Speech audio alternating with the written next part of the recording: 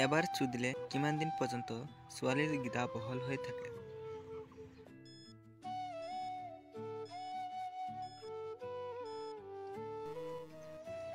উত্তৰটো 3 দিন পৰ্যন্ত।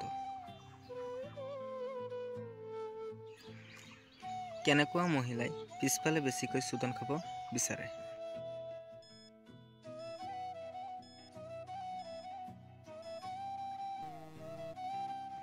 টপিনা ডাঙৰ মহিলাই বেছিকৈ পিছনে চুদন খাব বিচাৰে। বেছিকৈ ক্ষীণ ছোৱালীক চুদিবলৈ কেনেকুৱা লিংগ বেছি ভাল?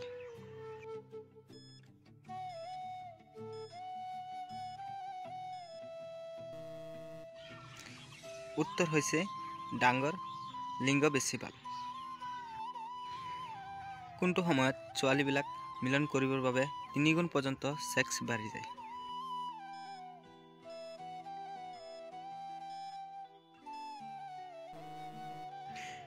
উত্তৰটো হৈছে পুৰা ৰাতিৰ সময়ত ছোৱালীবিলাক মিলন কৰিবৰ বাবে 3 গুণ পৰ্যন্ত সেক্স বাঢ়ি যায়।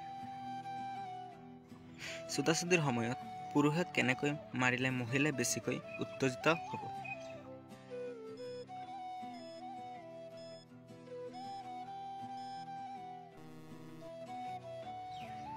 উত্তৰ হৈছে লিংগটো পুৰা ভিতৰলৈ সুমুৱাই 99 স্পীডত মাৰিলে মহিলাই বেছিকৈ উত্তেজিত হ'ব। কোনবোৰ বোৱাৰীয়ে লিংগ ফালি যোৱাকে কৰিব বিচাৰে?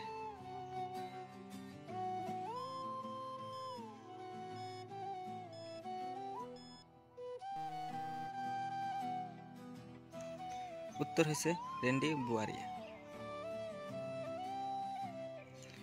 মহিলাই কিমান ডাঙৰ লিংগ বেছিকৈ ভাল পায়?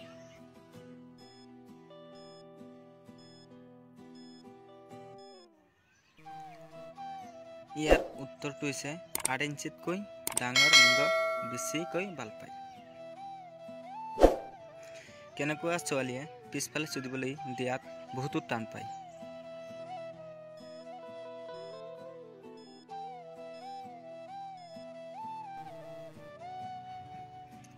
উত্তৰ বেছিকৈ উত্তেজিত হোৱা ছোৱালীয়ে।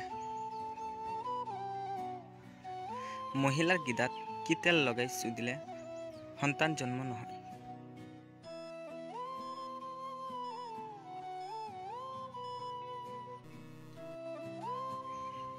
ইয়াৰ উত্তৰটো হৈছে নাৰিকল তেল।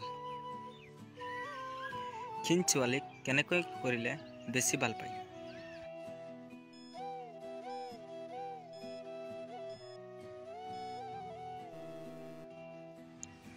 উত্তৰ কোলাতলৈ কৰিলে বেছিকৈ মজা পায়। কি খাই সম্ভোগ কৰিলে 45 মিনিট পৰ্যন্ত একেৰাহেকৈ চুদি থাকিব পাৰে?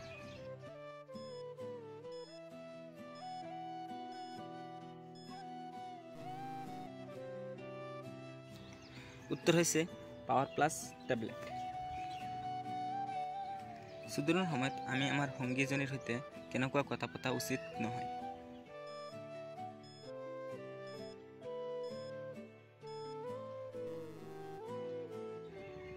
উত্তৰ খং উঠাৰ কথা কোৱা উচিত নহয়। ভিডিঅ'টো চাই ভাল পালে বন্ধুসকলক শ্বেয়াৰ কৰি দিব আৰু ছাবস্ক্ৰাইব কৰি বেল আইকনটো প্ৰেছ কৰি দিব।